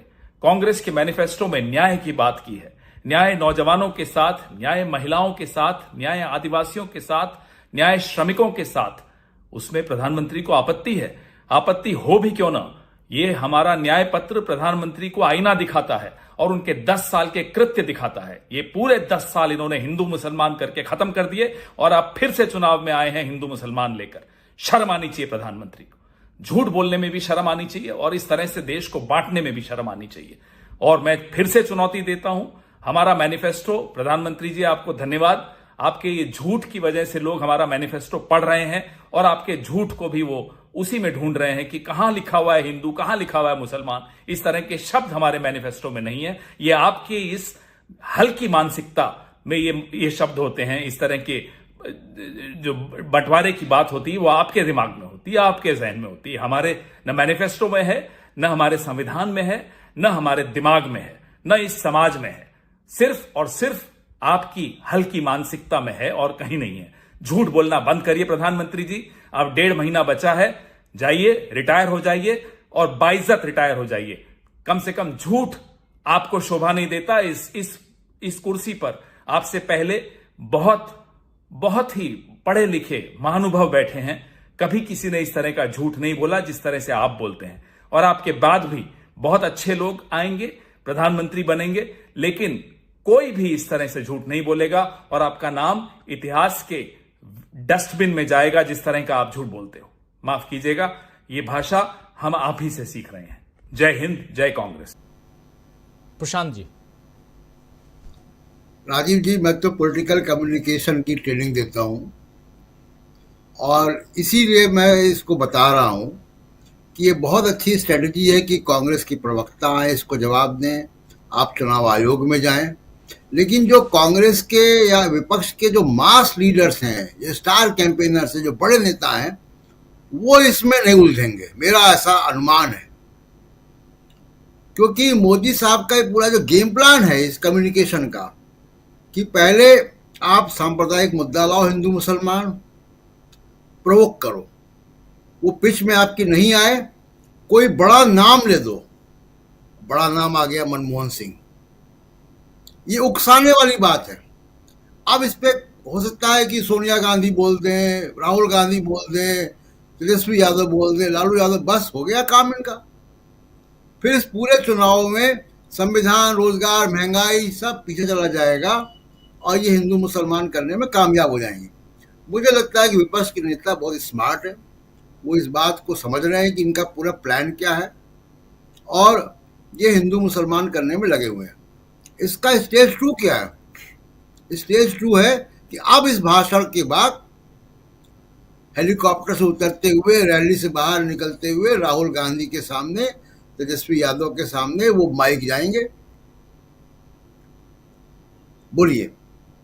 और वही 15 सेकंड 20 सेकंड जो है इन विपक्षी नेताओं की परीक्षा होगी कि वो उस सवाल को डील कैसे करते हैं। अभी मैंने तेजस्वी का ऐसे ही एक कोशिश करते हुए देखा कल, तेजस्वी यादव का, बहुत स्मार्टली उन्होंने उसको घुमा दिया कि भाई आप नौकरियों की बात करो, आप आरक्षण की बात करो, संविधान की बात करो, विकास की बात करो, हमारे मुद्दों की बात करो। ये बातें, ये इसका नाम ही नहीं लिया उन्होंने। तो ये पूरा जो प्लान है वो ये है। और ये जैसे मैंने पहले कहा था कि एग्जिट पोल आ गया, इससे ज्यादा प्रमाणिक एग्जिट पोल क्या होगा। दूसरी बात कि इंडिया गठबंधन की मैंने कही थी कि मैं कुछ बात करूंगा।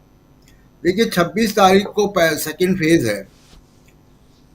मुझे लग रहा है कि इंडिया गठबंधन के तमाम घटक दलों में 7 पॉइंट का मिनिमम, कॉमन मिनिमम प्रोग्राम लाने पर सहमति बन गई है।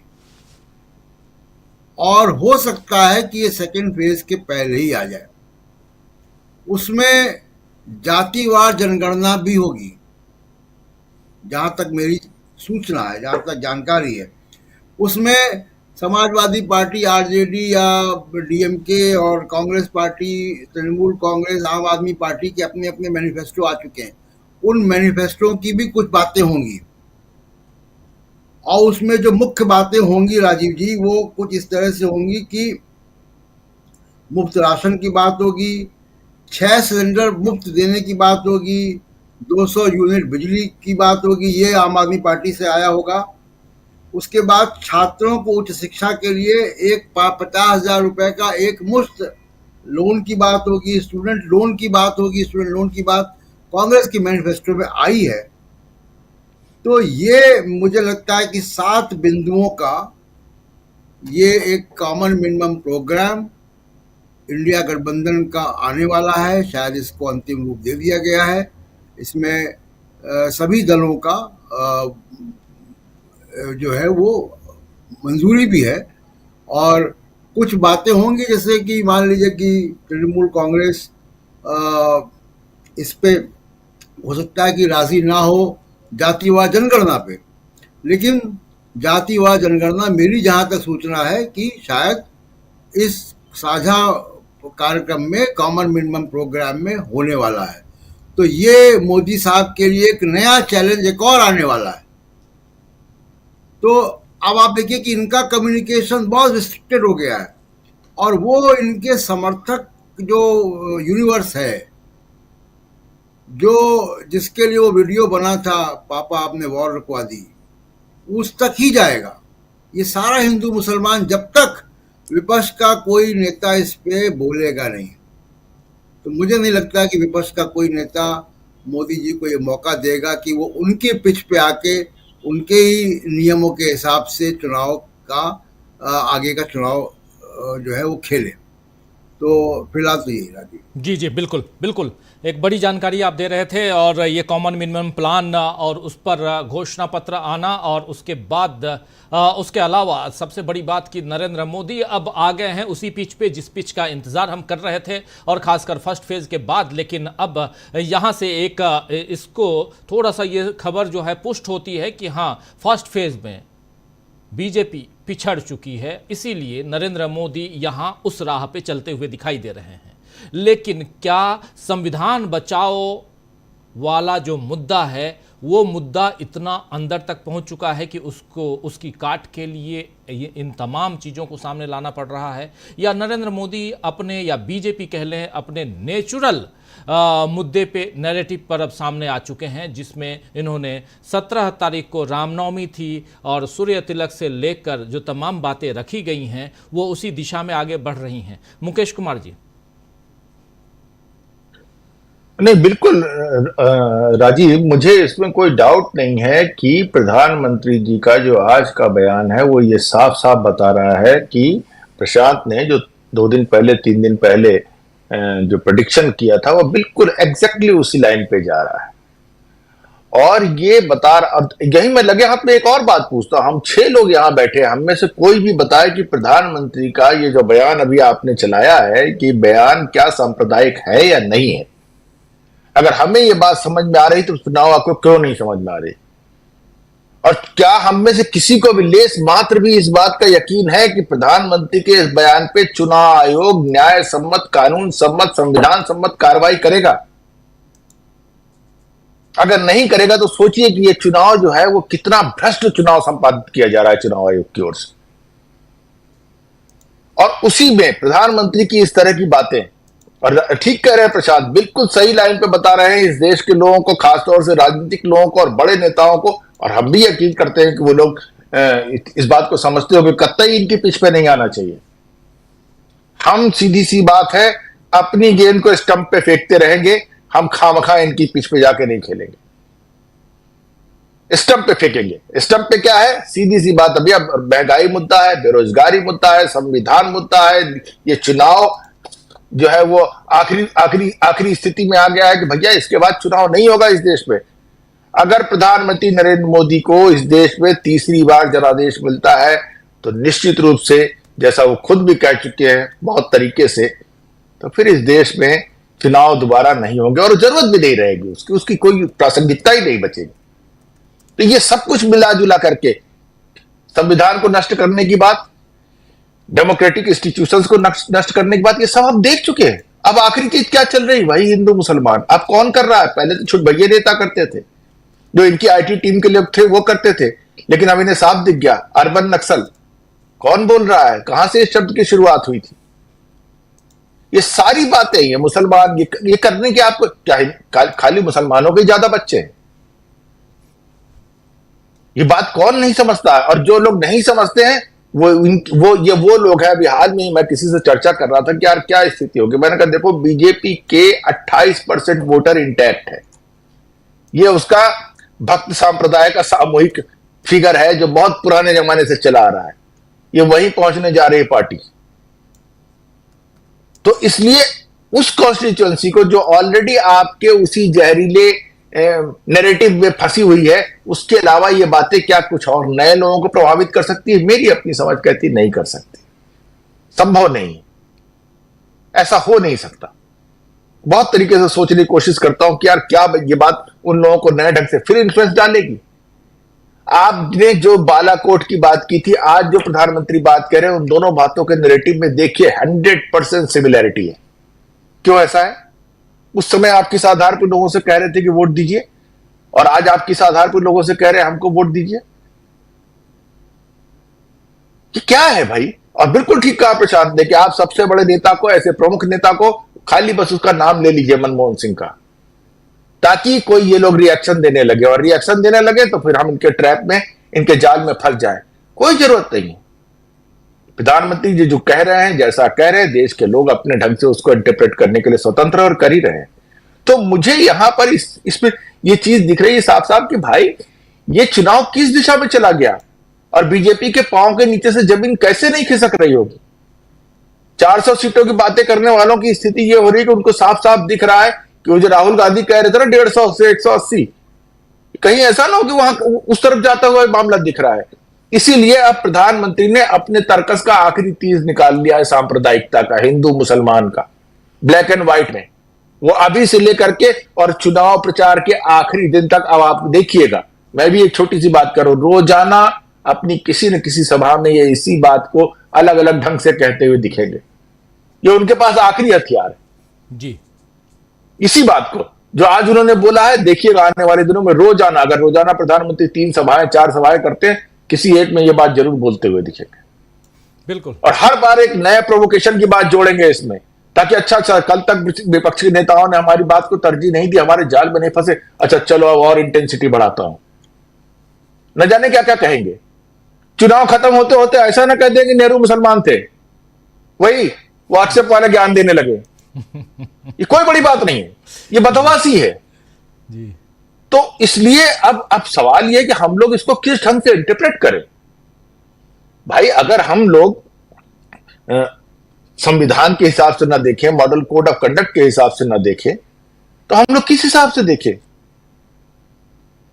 बहुत बढ़िया बात कही हमारे दीपक जी ने, भाई प्रधानमंत्री को किसी भी तरह का संकट है, वैसी ही जोरदार बात कही अमलेंदु जी ने कि भाई हम प्रधानमंत्री को कमजोर कैसे देख सकते हैं।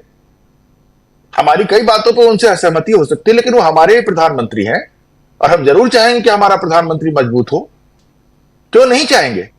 लेकिन हालत आप बता ही नहीं पा रहे हो यार, आपकी कमजोरी की वजह कौन है, किसने आपके बॉडी से हीमोग्लोबिन खींच लिया है, समझ में नहीं आ रहा जी। तो ये वो बातें हैं, इसका क्या जवाब दे, कैसे इंटरप्रेट करें। कई बार माथा चकराता है, क्या बोले कैसे इसको इंटरप्रेट करें। अभी प्रशांत टंडन जी कुछ जोड़ना चाह रहे हैं। प्रशांत राजीव मैं मुकेश जी की बात पे सिर्फ एक बात जोड़ना चाह रहा हूं कि देखिए, नेहरू के तो एक ही बेटी थी और इंदिरा गांधी के 2 बेटे थे। राहुल गांधी और प्रियंका गांधी भी 2 ही भाई बहन हैं। मोदी जी 6 भाई बहन हैं। बस इतनी ही बात मैं कह रहा जी जी। डॉक्टर दीपक पाचपोर जी, क्लोजिंग। राजीव जी देखिए, अब इसमें जो बयान दिया है इन्होंने, मोदी जी ने, वो को कंफ्यूज करे न करे, भारतीय जनता पार्टी के अपने लोगों को बड़ा कंफ्यूज करेंगे। आप याद कीजिए जनवरी 2023 में जब भारतीय जनता पार्टी की राष्ट्रीय कार्यकारिणी की समिति की बैठक हुई थी, 23 और 24 चुनाव के लिए बड़ा महत्वपूर्ण था, तो मोदी जी ने भाषण में कहा था, सख्त हिदायत दी थी कि मुस्लिमों के बारे में अनर्गल बातें कोई भी न कहे। और दूसरी बात उन्होंने कहा था कि मुस्लिमों के इलाकों में जाएं, उनसे अपने संबंध बढ़ाएं। उसके पहले आपको याद होगा उन्होंने कहा था कि पसमानदा मुसलमानों की जो स्थिति को अच्छा करने की जिम्मेदारी वो मेरी है। बोहरा समुदाय के बीच गए तो उन्होंने कहा कि मैं पीएम नहीं हूं, मैं आपका भाईजान हूं। फिर ईद में कोई इनके यहाँ अब्बास मियां जी आते थे जिनको इनकी माताजी पकवान खिलाया करती थी। तो एक तरफ तो आप बाकी समय में ऐसी बात करते हैं और लोगों को इस तरीके से बता रहे हैं कि आप मुस्लिमों से संबंध अच्छे बनाइए। यहां तक कि उन्होंने कहा था कि मैं भारत के मुसलमानों के एक हाथ में कुरान और एक हाथ में लैपटॉप देखना चाहता हूं। तो आप उनके इन बयानों को देखिए और जो आज का बयान जो आपने दिखाया है, तो इसमें देखिए उनके विचार क्या हैं, इसके बारे में हमें भी स्पष्टता है, विपक्षी दलों को भी स्पष्टता है। अब कंफ्यूज जो होगा वो भारतीय जनता पार्टी का अपना कार्यकर्ता होगा कि यार मुझे इधर जाना है कि उधर जाना है, मुसलमानों से मैं संबंध बनाऊं कि मत बनाऊं। मेरा प्राइम मिनिस्टर आज बोल रहा है कि हमारा सारा सोना जो है वो मुसलमानों को दे दिया जाएगा, तो क्या मैं इन मुसलमानों से अच्छा संबंध बनाऊं जिसका मेरे घर का सोना चांदी रुपया पैसा कल जो है वो सब उनको देने जा रहे हैं। तो कुल जमा मुझे ऐसा लगता है कि जो सर्जेई बुबका जो एक पोल वॉल्ट का चैंपियन था 90 के शतक में, 7 सालों में उसने अपने ही रिकॉर्ड तोड़े। तो आपने ये जो कहा कि क्या आने वाले समय में आप प्रधानमंत्री मोदी से ऐसे ही भाषण सुनेंगे, तो मुझे ऐसा लगता है कि उस सर्जेई बुबका जैसे ही व्यक्ति है ये, जो हर बार अपनी जो जहरीली जुबान जो है उसके तमाम रिकॉर्डों को ध्वस्त करेंगे, ऐसा लग रहा है। और जैसे देखिए आज भगवंत मान ने एक और बात कही, उन्होंने कहा कि जिस प्रकार से 102 के सीटों पर चुनाव हो गया है, तो मेरे पास खबर है कि 80 से 90 सीटें जो है वो इंडिया गठबंधन को मिलने जा रही हैं। ये ऐसी जो खबरें अगर वास्तविकता में हैं तो प्रधानमंत्री मोदी का चिंतित होना स्वाभाविक है और उनकी जबान से ऐसी बातें निकलनी भी स्वाभाविक है। अंतिम बात मैं ये कह के खत्म करूं कि पवन खेड़ा ने जो बताया, उन्होंने कहा कि अब तो आप जाइए, मतलब आप थक गए हैं, आप इस तरीके से हैं, प्रधानमंत्री का पद छोड़िए और हमको और बेहतर व्यक्ति मिल जाएंगे। और दूसरी बात, हमारे साथी अमलेंदु उपाध्याय जी ने भी इस्तीफा मांग लिया। तो हम पहली चर्चा में जो कह रहे थे कि आखिर ये षड्यंत्र कौन रच रहा है, तो मुझे तो पवन खेड़ा की चिंता नहीं, मुझे अमलेंदु उपाध्याय जी की चिंता हो रही है कि कहीं उन्हें भी तो ये नहीं मान लिया जाएगा कि हमारे प्रधानमंत्री को अस्थिर कर रहे हैं वो। तो अमलेंदु जी अपना ख्याल रखिएगा। और मुझे ये लग रहा है कि इस प्रकार की बातें जो है तो पवन खेड़ा ने बहुत अच्छे तरीके से उड़ा दी और हमारे अमलेंदु उपाध्याय जी ने तो सीधे इस्तीफा ही मांग लिया। इससे बढ़िया बात कुछ नहीं हो सकती। और आज का जो भाषण है, ये वास्तविक में किसी भी प्रधानमंत्री से कोई और लोकतांत्रिक तरीके से एक परिपक्व राष्ट्र होता, देश होता, तो उनसे इस्तीफा अभी तक मांग भी लिया जाता। राजीव जी। जी बिल्कुल बिल्कुल। अभी 2 दिन पहले मोहम्मद शमी के नाम पे भी वोट मांग रहे थे प्रधानमंत्री। 2 दिन पहले की बात है, क्रिकेट वर्ल्ड कप का जिक्र करते हुए अमरोहा में 19 अप्रैल को ही। और आप देखिए जरा, मैं चाहूँगा कि वो बाइट जरा दिखा दें मोहम्मद शमी से वोट मांगते हुए अमरोहा में। आप ये सोचिए कि स्थान जो है, जगह जो है, ये कितना इम्पोर्टेंट है और आप कहाँ जाके क्या कुछ कहते हैं। आज आपको मुसलमान जो हैं वो देश के दुश्मन लग रहे हैं, आप उसमें मनमोहन सिंह का नाम ले रहे हैं, आप तमाम बातों को अपने तरीके से तौर भी जोड़ लीजिए, तो उस हिसाब से आप रखने की कोशिश कर रहे हैं। और 2 दिन पहले आप क्या कर रहे थे, और अभी जो आप कह रहे हैं डॉक्टर दीपक पाचपोर जी, उसी बात की पुष्टि होती है। लेकिन ज़रा सुना देता हूँ, ये भी सुनिए, अभी तो बहुत कुछ सुनना बाकी है। मोदी जी के कारनामों की जितनी गाथा आप सुनेंगे, देखेंगे, वो कम है। लेकिन क्या ये चीज़ें चुनाव आयोग देखता है, सुनिए ज़रा। क्रिकेट वर्ल्ड कप में भाई मोहम्मद शामी ने जो कमाल किया वो पूरी दुनिया ने देखा है। खेलों में शानदार प्रदर्शन के लिए केंद्र सरकार ने भाई मोहम्मद शामी को अर्जुन अवार्ड दिया है।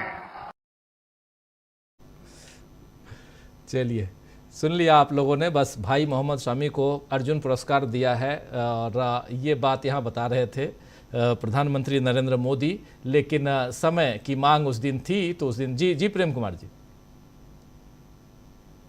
अनम्यूट कर लीजिए।